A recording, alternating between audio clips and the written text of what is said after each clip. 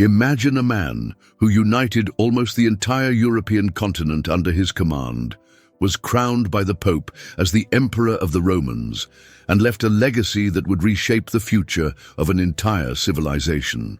This man was Charlemagne, and his kingdom was the mighty Carolingian Empire.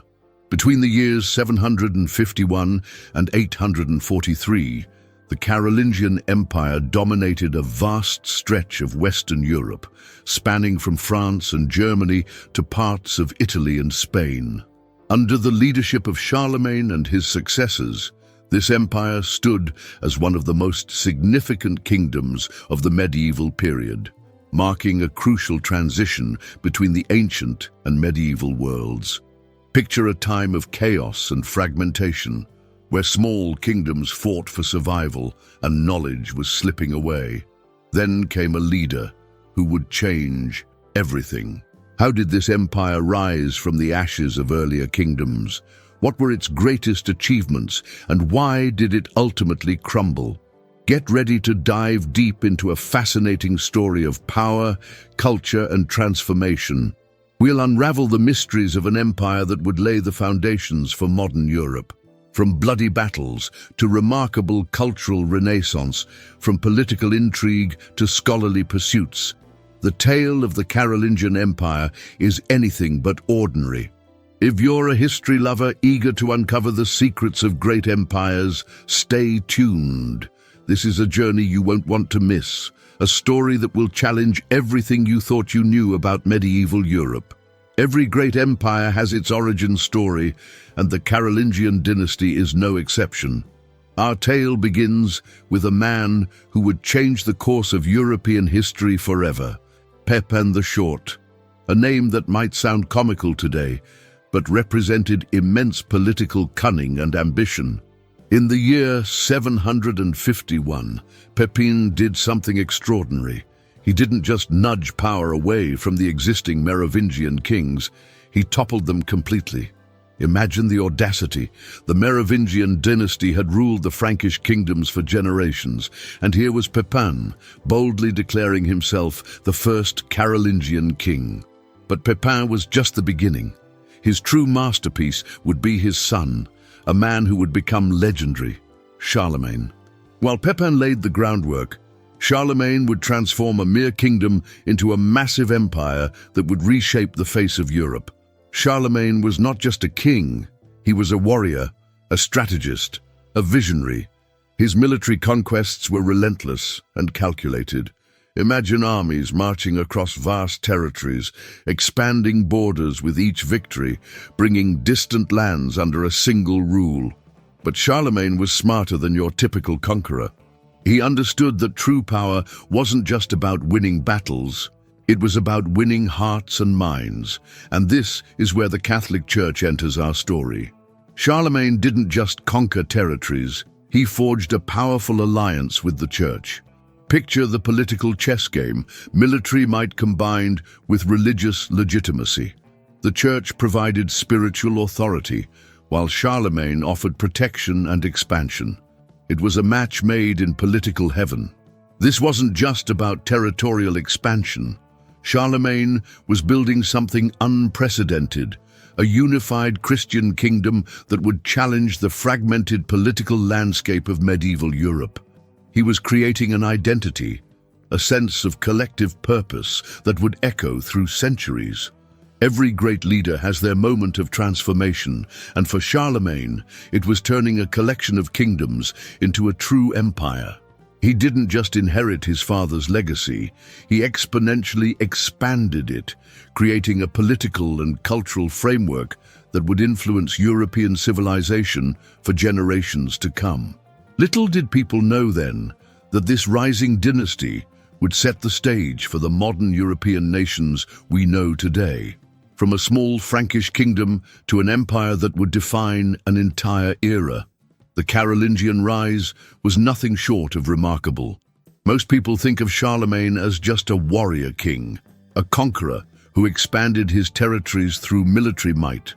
But here's a surprising truth. He was so much more than a battlefield commander.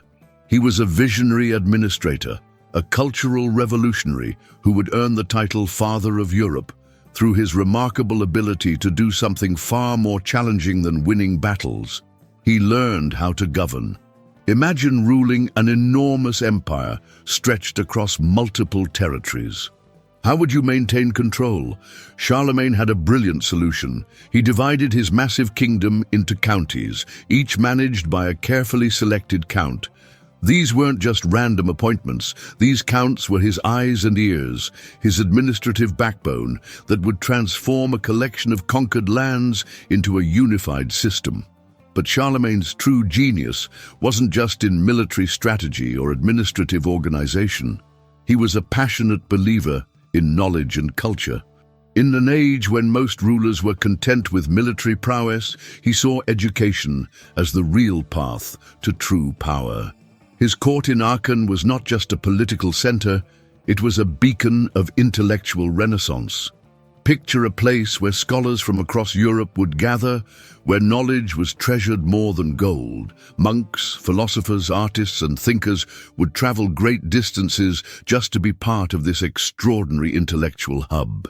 Charlemagne personally invited brilliant minds to his court, creating an environment of learning that was unprecedented in medieval Europe. He didn't just appreciate education, he actively promoted it.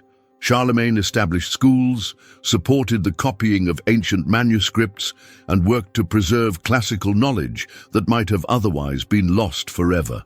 In a world where literacy was a rare privilege, he championed learning for clergy and administrators alike. Let that sink in for a moment. While other rulers were focused on expanding their territories, Charlemagne was expanding human knowledge. He understood that true power wasn't just about conquering lands, but about elevating human potential. His vision was so revolutionary that historians would later call him the Father of Europe. Not because he created artificial borders, but because he created a shared cultural identity. He laid the groundwork for what would eventually become the concept of European civilization, a unity of culture, learning, and shared values that transcended individual kingdoms. Charlemagne wasn't just a king, he was a bridge between the ancient world and the medieval future, a visionary who saw beyond the battlefield and understood that the most powerful conquest is the conquest of human potential. Picture Christmas Day in the year 800. The Grand Cathedral is packed with dignitaries, clergy, and the most powerful ruler in Western Europe. The air is thick with anticipation, incense, and a hint of political intrigue. Little does Charlemagne know that this Christmas morning will change history forever. During the Christmas Mass, in a moment that would shock everyone present, Pope Leo III does something unprecedented. He places a golden crown on Charlemagne's head, proclaiming him Emperor of the Romans. Can you imagine the gasps, the whispers, the pure shock of that moment? Here's the mind-blowing twist. Historians believe Charlemagne might not have known this was coming. That's right. One of the most significant political moments in medieval history could have been a complete surprise to the main character. Was this a carefully orchestrated political maneuver, a spontaneous act of divine inspiration, or a calculated move by the Pope to reshape the balance of power? The coronation was more than just a ceremony. It was a pivotal moment that would redefine the relationship between church and state, between spiritual and temporal power. Imagine Charlemagne standing there, suddenly transformed from a king to an emperor. The symbolic weight of this moment cannot be overstated. It wasn't just a title change, it was a resurrection of the imperial legacy of ancient Rome, now transplanted to the heart of Western Europe. Some say Charlemagne was uncomfortable with the coronation. Others believe he saw it as a divine blessing. But one thing is certain, this moment would echo through centuries of European history. Think about it. A single moment during a Christmas Mass fundamentally altered the political landscape of an entire continent. The Pope had effectively declared Charlemagne the legitimate heir to the Roman emperors, bridging the gap between the ancient world and the medieval kingdom. So here's a question for you. Was this a brilliant political strategy by Pope Leo III, or a genuine spiritual moment of divine recognition? Was Charlemagne truly surprised, or was he a willing participant in this grand historical theatre? Drop your thoughts in the comments below. Did this coronation represent a pure act of power, or was it something more nuanced? If you're loving these incredible historical stories, make sure to like, share, and subscribe to the Medieval Archives. Don't miss out on more fascinating journeys through history. Imagine a time when knowledge was slipping away, when the wisdom of ancient civilizations was fading like old parchment. Then came a moment of extraordinary cultural revival, the Carolingian Renaissance, a period that would become a lifeline for human knowledge. Under Charlemagne's rule, something magical happened. This wasn't just a political transformation, it was an intellectual revolution. Picture monasteries buzzing with activity, scribes hunched over desks, carefully copying ancient manuscripts that might have been lost forever. Each carefully inscribed page was a blow against the darkness of ignorance. Charlemagne didn't just want to conquer territories, he wanted to conquer knowledge. He launched an unprecedented educational campaign. Schools began sprouting up across the empire, not just in major cities, but in monasteries and courts. Learning was no longer a privilege of the few, it was becoming a mission of the many. Latin, the language of scholars and diplomacy, was standardized. Imagine the impact. A common language that could unite different regions, bridge cultural divides, and preserve classical knowledge. Scholars from across Europe were drawn to Charlemagne's court, creating an intellectual melting pot that hadn't been seen since the glory days of ancient Rome. But this wasn't just about preservation. It was about transformation. These scholars weren't simply copying old texts, they were interpreting them, understanding them, breathing new life into ancient wisdom. They were creating a bridge between the classical world and the emerging medieval civilization. Every manuscript saved, every school founded, every Latin text standardized was like a torch being passed through generations. The Carolingian Renaissance wasn't just a cultural movement, it was a rescue mission for human knowledge. And here's the most incredible part. This cultural revival would lay the groundwork for the entire intellectual landscape of the Middle Ages. The seeds planted during this period would grow into the great universities, the renaissance of learning, the intellectual curiosity that would define European civilization for centuries to come. Think about that for a moment. In an age often described as dark and primitive, Charlemagne and his scholars were creating a light that would illuminate the path of human knowledge for generations to come. Every great empire has its moment of unraveling, and the Carolingian Empire was no exception. The story of its fragmentation is a tale of family drama, political ambition, and the inevitable challenges of maintaining a massive, diverse kingdom. When Charlemagne died in the year 814, the throne passed to his son, Louis the Pious. Now, if you're imagining a smooth transition of power, think again. Louis inherited an enormous empire, but he lacked the iron will of his legendary father.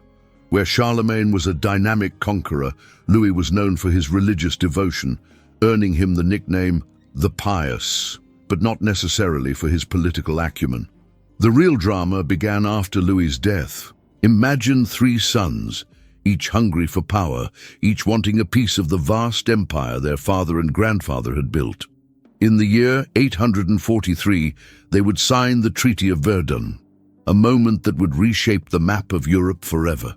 This wasn't just a simple division of land. This was the breaking point of a dream, the shattering of Charlemagne's vision of a unified Christian empire. The treaty split the territory into three distinct kingdoms. These weren't just arbitrary borders. They were the seeds of what would eventually become modern France, Germany, and Italy. Picture the scene. Brothers facing each other, maps spread out, drawing lines that would define centuries of European history. Each son claimed a portion of the empire, each believing they were the rightful heir to Charlemagne's legacy. But what they didn't realize was that they were actually creating something entirely new. The Carolingian Empire, that magnificent unified kingdom that had seemed invincible, was no more. In its place emerged separate kingdoms, each with its own identity, its own trajectory. It was the end of an era, but also the beginning of something profound.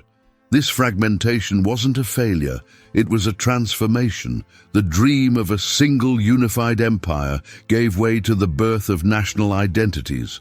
The lines drawn in the Treaty of Verdun would echo through history, setting the stage for the modern European nations we know today. It's one of history's great ironies. Charlemagne had united an empire, and his descendants would inadvertently create the foundations of separate nations. From unity to diversity, from one kingdom to many, the story of the Carolingian Empire's fragmentation is the story of Europe itself. As we reach the end of our journey through the Carolingian Empire, let's take a moment to truly appreciate the magnitude of what we've explored.